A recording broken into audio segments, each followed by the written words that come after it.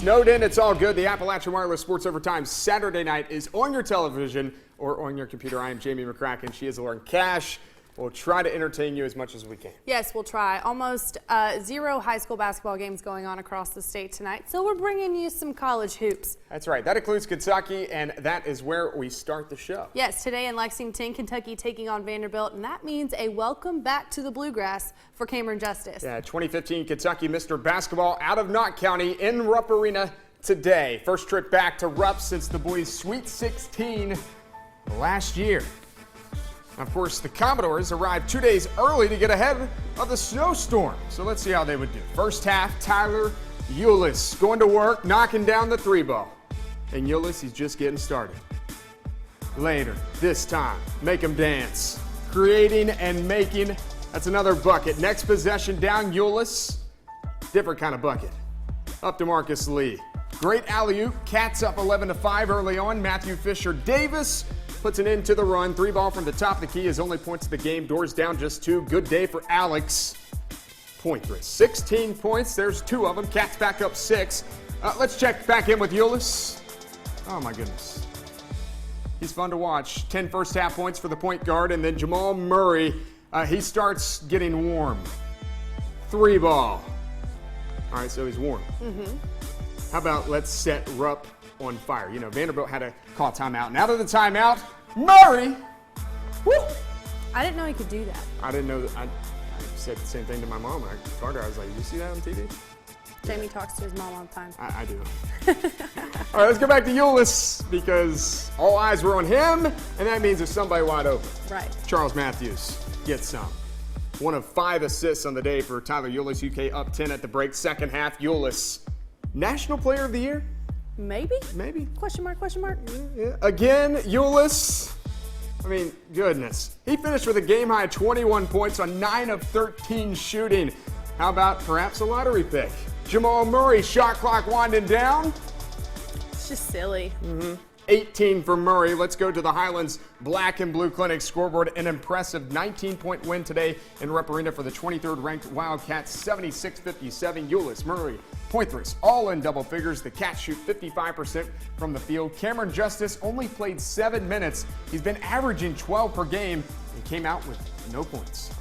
I mean, it's just like any other win or loss. I mean, it doesn't really mean that much different to me. It's just like coming back to play in front of family, but no other meaning than that. You know, like I said, just move on to the next one. You know, it's not a huge deal, but it's just a milestone that we have to step over. He has a burning desire to win, and I watched him, and I'm just like, and Kenny Payne just kept on me because I said, I don't like little guys. And I even call him little guy. It makes him so mad. Give the little guy the ball. Oh, he just smokes. It's coming out of his ears when I do that. But the reality of it is, you know what? He's really good. He's really competitive. He's really smart. There are suggestions he's making, and I'm like, he's right. Let's go. Or I'll ask him in front of the team, Tyler, offensively, what are you feeling right now? He said, don't go in the middle pick and roll. Do it more toward the side, and let's do it this way. So that's good. That was just a day we were playing wing basketball, and you know, we did all the right things. We were in the right spots. We communicated, which I think was key. You know, we're just ready for them. Now, even with the entire state of Kentucky being dump trucked by snow, Rupp Arena still packed. 22,000 plus in Calipari. In a way, well, he didn't understand it. He couldn't believe the Big Blue Nation still found a way to make it to Rupp Arena. I thought we'd have, Dwayne said 12,000, I said 18. And these knuckleheads figured out how to get here. I have no idea whether they came 2 days ago because they heard the storm, whether they were stuck on the highway and walked here. I don't know. I mean, but I walked in and I look up at 202 or whatever that corner is, and it's packed. Are you kidding me? I mean, you got to be crazy. I mean, no one's left their house. There's no bread on the shelves. There's no milk. There's no eggs. And 25,000 figured out how to get here. And they're going to wait for a radio show. What are you, nuts? What Are you nuts? Cats back on the floor at Rupp Arena on Thursday for another SEC game with the Missouri Tigers. There's no bread, there's no milk, but there's the Kentucky Wildcats. Hopefully, the snow will have moved on out of here by that point. Game time set for 9 p.m. and you can watch the Missouri game on the SEC Network. The Wildcats have never lost to the Tigers. They're 8-0 all time against Missouri and 4-0 in Lexington against them.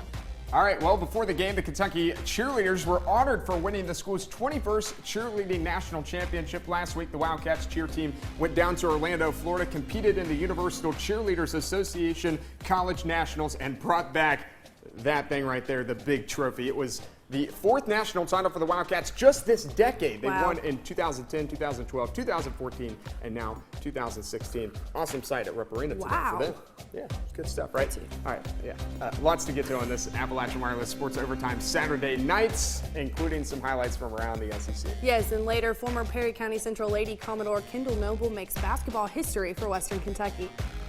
You know, all kinds of snow around America, but despite Mother Nature's best efforts, still a lot of good basketball today on the hardwood, at least college basketball, that is. Yeah, particularly in the SEC, and that includes a top 25 upset down in Knoxville. Number 24, South Carolina in Knoxville, taking on the Tennessee Volunteers. Gamecocks down 4 late in the first, but Michael Carrera trims it to 1 with a 3 just before halftime. The Vols got a big game, though, from this guy, Kevin Punter. It's the deep jumper. Punter? Punter. Tennessee leading by 6. Punter with the jumper. More Punter from just right off the circle. Hits another 3. Vols lead out to 10. We said he had a big game one more time from him. Career high 39 for the senior. And the Tennessee Volunteers get the upset win at Thompson Bowling Arena, 78-69 over number 24, South Carolina. You had Punter, I have Texas A&M and Missouri. Ryan Roseberg, the nice layup finish there by the big man. Mizzou up by 2. Tigers down 1 now. Wes Clark, okay, I'll take it. He thought about it really hard. He was like, you know. Texas A&M, though, they did some stuff. Daniel House to Jalen Jones. Aggies up by 1. House and Jones connected a lot on the night. The dunk and the foul that time. Jones had 20 points on the night. And the 10th-ranked Aggies avoid the scare at home against Missouri, 66-53 the final. Aggies are a perfect 7-0 in SEC play. Eastern Kentucky hosting Tennessee Tech, coached by former Georgetown College assistant Steve Payne. The Colonels, the best shooting team in the OVC, but down 12 in the second half there. Nick Mayo, the rebound, and Woney at 20 and 10. 5 minutes ago, Paul Jackson, the no-look to Javante Hawkins. It's a 6-point game. 3 minutes to go, Jackson to Hawkins again, this time for 3. EKU back in this one. Tech up 2, though, in the final minute. Torrance Rowe, the 3 out in the corner. Yes, 24 points is what he had, and Tennessee Tech gets the win in Richmond, 89-83 over EKU. Georgia Tech hosting Louisville Tech with a 4-point lead in the second half. Nick Jacobs here drops the jump hook. Tech lead out to 6. That was pretty. This guy, though, had a career night. Anis Mahmoud, the Egyptian. That layup in the paint, I'm just going to tell you it goes. He had 15 on the night. We're tied at 55 together. Under 5 to play in this game. Marcus George Hunt gets Shinano Onuaku right here on the pump fake. And 1. Cards holding on by 1. Take another look. The spin, the finish. Tech feeling the upset at home. Tied up at 65 now, and Damian Lee stops, pops. Huge 3-ball out in transition gives the Cardinals the 3-point lead late in the second half. Last chance for Georgia Tech. Gotta have it. Oh, Damian Lee's going to intercept that pass. And Louisville would close this game out with free throws, 75-71, the final score. Former Kentucky coach Tubby Smith and Texas Tech hosting number 6, West Virginia, down in Lubbock. Pick it up second half. Daxter Miles Jr. You were a little early. You know, he said all the impact, though. He was the guy who said we're going to beat Kentucky. Yeah, we always mention that. Red Raiders now up 3. Former Perry Central Commodore Jay Sean Page. 22 off the bench for Page. 30 seconds to play now. Tech up 1. Tariq Phillip with the pick, the fast break, and the foul. West Virginia up by 2. Okay, 13 ticks remaining. Off the Tech miss. Miles Jr. Woo! To Phillip. That's an exclamation point. West Virginia gets the road win in comeback fashion, 80-76 over Texas Tech. Of course, Bob Huggins rocking that nice jumpsuit that he always rocks. Let's stay on the Highlands Black and Blue Clinic scoreboard. The LMU women get the win today, 77-70 over Coker, South Carolina. The men also with the win over Coker, 106-57. So a good win there for the number 12 Rail Splitters. Let's stay on the Highlands Black and Blue Clinic scoreboard. Marshall comes out with the win over Old Dominion. Just 3 points, 78-75. James Kelly made the game-winning three-pointer with just 4 seconds remaining for the Herd.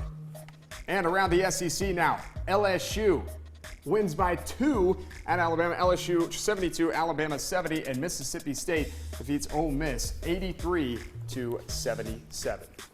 Well, up next on the show, Kendall Noble makes Western Kentucky women's basketball history. And hashtag Creech Watch, right? Yes. Yeah, we'll update you on Whitney Creech as she continues to climb toward the all-time scoring record.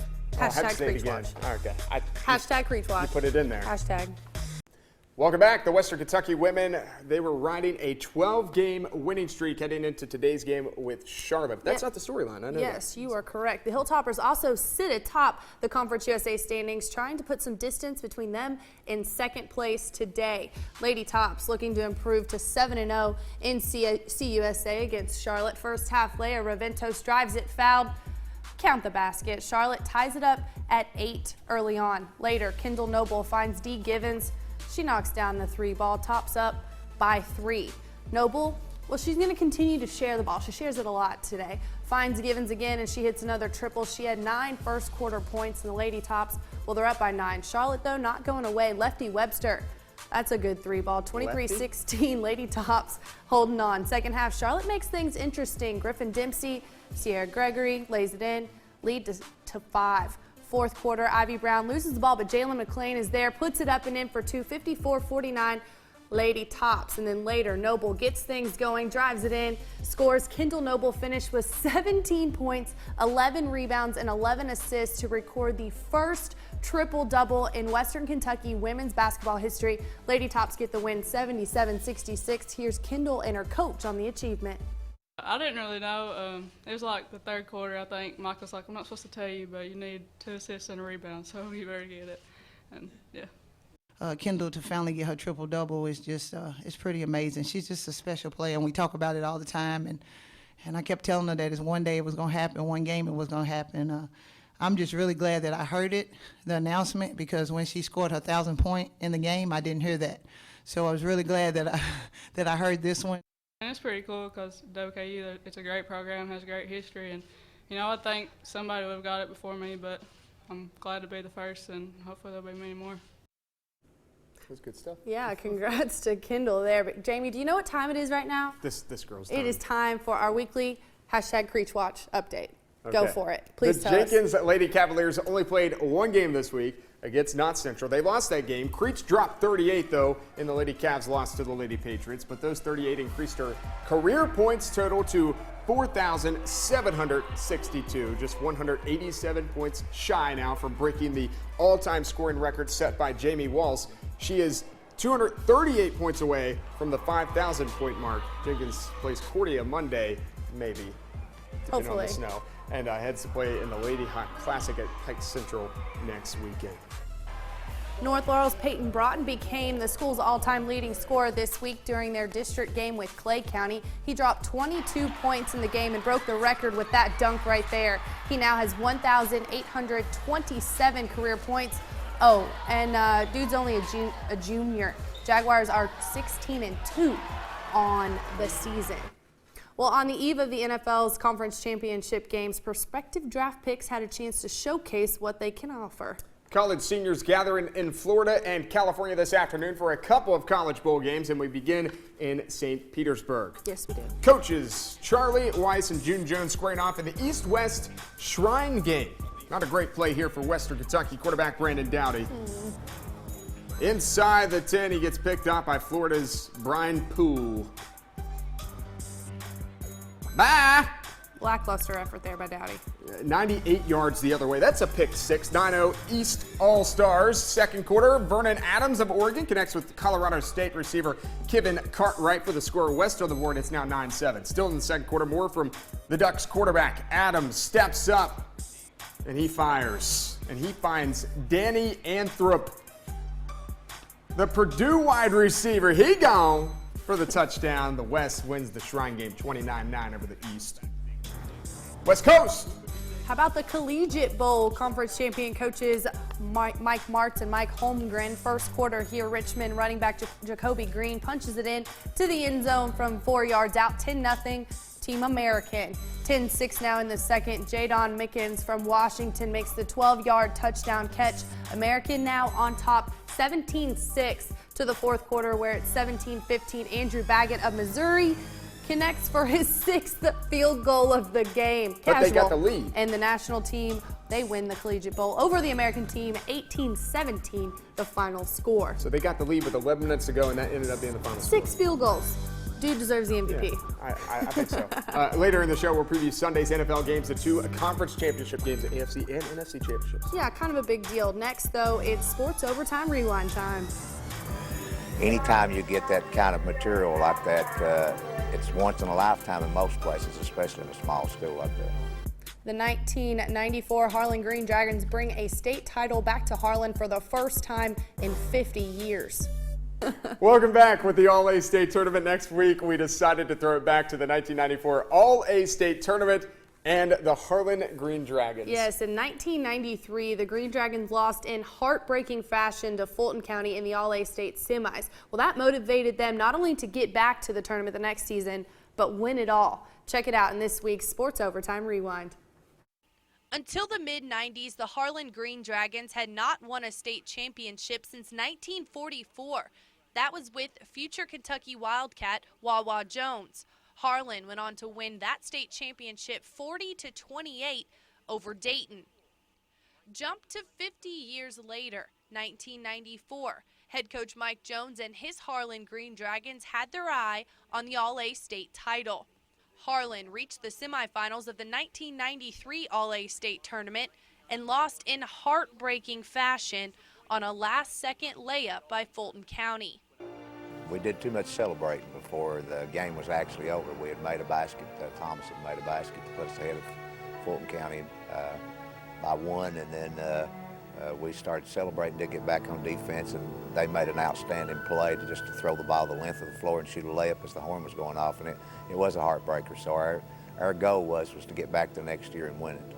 Back to 1994, the Green Dragons were the top-ranked team in the state with a 15-2 record to start the season. At each position, I thought we were as good as anybody in the state, and evidently the other coaches felt that way because they had voted us first. But anytime you get that kind of material like that, it's once in a lifetime in most places, especially in a small school like that. We didn't have no selfish players on the team.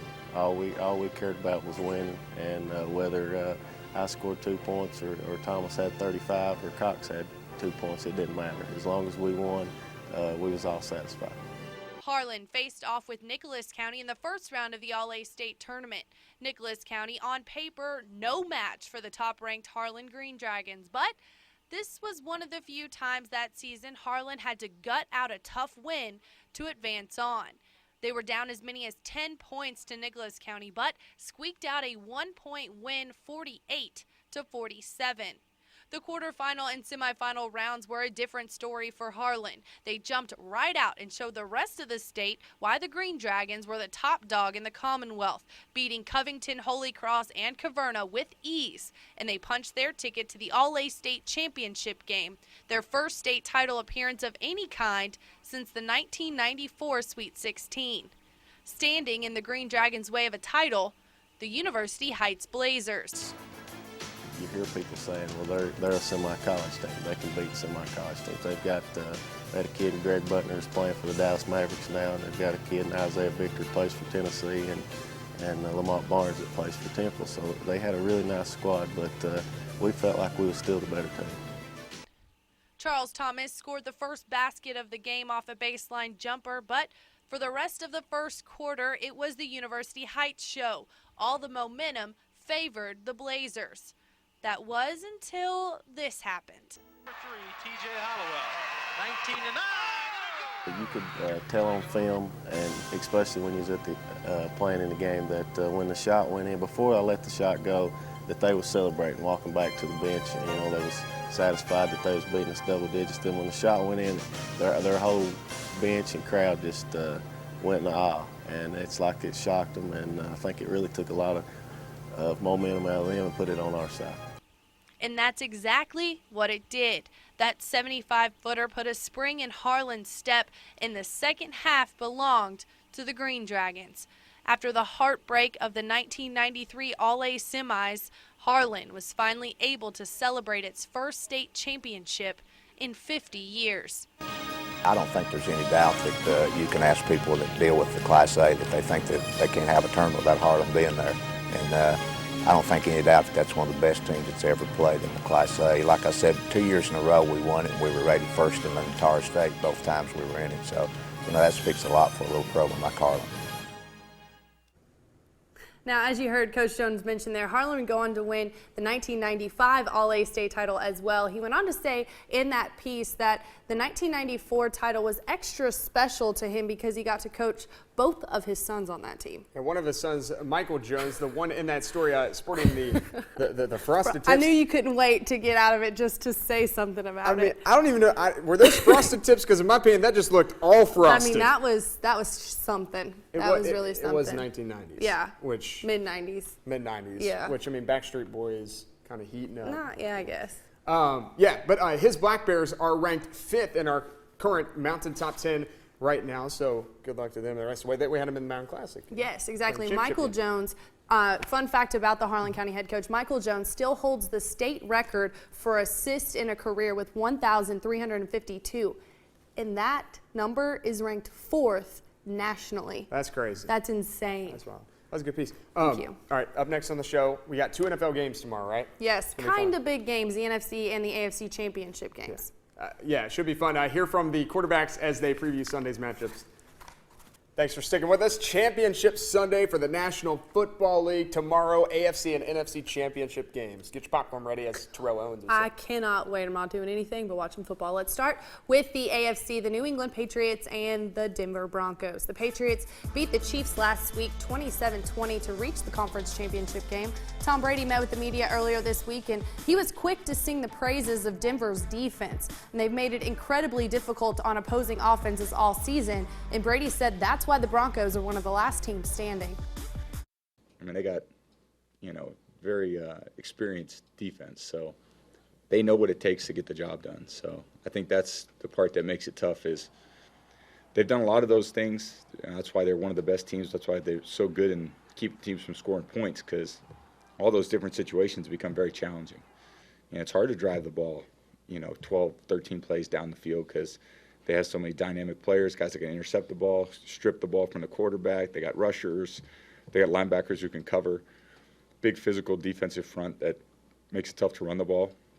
So that's why, they're best in the league. Nice ball game. On the other side, the Denver Broncos happen to be playing at home on Sunday. The Broncos beat Pittsburgh last week after a first-round bye. And then after the win, quarterback Peyton Manning quickly pointed out the team is where they are today, not because of him, but because of the defense, which has led the team. He had similar things to say earlier this week about Patriot quarterback Tom Terrific and how his leadership has turned New England into a powerhouse in the NFL. Does he have a ball going? No. I can't remember.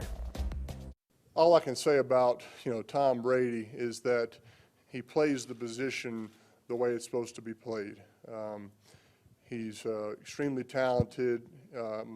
He's a very hard worker, very competitive guy, and he just plays the position the right way. And when you do that, there's a reason you play for a long time and you play well for a long time. It's been a great honor and privilege, to have competed against him that many times over the course of, the past, 16, 17 years, that he and I have been in the league together. Strong visor. Yes. The Patriots and the Broncos get everything going tomorrow. Championship Sunday. Game time set for 3:05 Eastern Time from Denver, Colorado. And you can watch it right here on WYMT. The Patriots are looking to get back to the Super Bowl for the second straight year. Denver trying to get back for the second time in 3 seasons. Checking in on the NFC Championship game now between the Carolina Panthers and the Arizona Cardinals. The Cardinals traveled to Charlotte Sunday night. Cam Newton said what he's most impressed with out of Arizona's defense is their secondary. Even with a late season injury to Tyrann Mathieu, their defense has continued to improve and presents a huge challenge for Newton and the Panther offense Sunday. These are fast flow guys that's not afraid to tackle. You know, Coach always says this quote about teams. You could tell how physical a team is on how well the receivers block and how well the defensive backs tackle. And pretty much, you know, I can't speak on their receivers, but I can speak on their defensive backs, and they are as physical as a team as we ever seen. From cornerbacks to safeties, everybody's pinching in the run game, and when a team plays like that, you know, you have to. It's all 11 guys that has an opportunity to make an impact. All right, so the Panthers, they have Cam Newton. The Cardinals, they have Carson Palmer. This is going to be the first time two Heisman Trophy winners have got together in the NFC Championship game. The Cardinals back in the NFC Championship game for the first time since 2008. Palmer, he talked to the media earlier this week and talked about how even though this is a big game, they've stressed all week that it is just another game, trying to keep the hype down about it. They've prepared the same way they have all season and says it's got them this far. Why switch it up at this point? You know, I lean on my coaches. Our coaches have been there. I lean on guys in the locker room that have been there. And as I haven't been playing in these games, I've studied it and watched it from afar and gone through it mentally as much as you can sitting at home. But, you know, I'm as big as this game is, you can't make it bigger than it is. And this is a regular season game in my mind. I mean, it's win or go home. There's a ton of implications behind it, but I'm not studying extra film or taking extra reps at practice, or we're not doing extra player meetings. We've got a pretty good recipe that wins games. We've been doing it for a long time, and we're going to stick with that recipe. All right, let's look at the NFC Championship matchup, the Arizona Cardinals and the Carolina Panthers. Kick time set for approximately 6:40 p.m. You can watch that game on Fox. Both are making their first appearance in the NFC Championship game in quite some time. Arizona in 2008, Carolina in 2005. Both went on, obviously, to play in the Super Bowl in those seasons. They both, however, lost. Cardinals to the Steelers, Panthers lost to the Patriots. I honestly think that's going to be a better game than the Patriots and the Broncos. I really do. I think that could be really, really good. That's a hot take right there, Jamie. Yeah, hot take. Hot take. Hashtag Preach Watch. Hashtag hot take. Up next, we'll close out the show and look ahead to hopefully a snowless week of high school basketball. Yes, and we'll name this week's Play of the Week. All right, time for this week's Play of the Week. Still not sponsored, of course. That's okay, though. We got Jamal Murray. Yes, Kentucky taking on Vanderbilt. We're going to take another look, right? Because Murray, I didn't know he had it in him, like you said. I had no idea he could do that. I think I tweeted that. He finished with 18 points. Now, what this was they threw an inbounds pass. He stole it and just went coast to coast. He did that little Euro step and then faked it. He also had 3 steals and assists, 1 block. Yeah. Jamal Murray, this week's Play of the Week. That's going to do it for this edition of the Appalachian Wireless Sports Overtime Saturday night. I hope you enjoyed it. I got one little quick story, one quick piece of advice. Do not drive a motor vehicle on a frozen pond. You might die. Wow. I didn't though. You drove your car on a frozen pond? Like Jonathan, our director, just said, why would I do that? You can't spring this on me on television because I can't give you my real reaction that I want to have with you. It was an accident. Anyway. This coming week, Monday, our game of the week takes us to Pikeville for our rescheduled Mid-South Conference doubleheader between UPike and Georgetown. The men's game will be number 1 versus number 2. I can even look at you. Should be a good one. That game is on Monday. Women's game is at 6. Men's game at 8. Do you not have a fun story this week? No.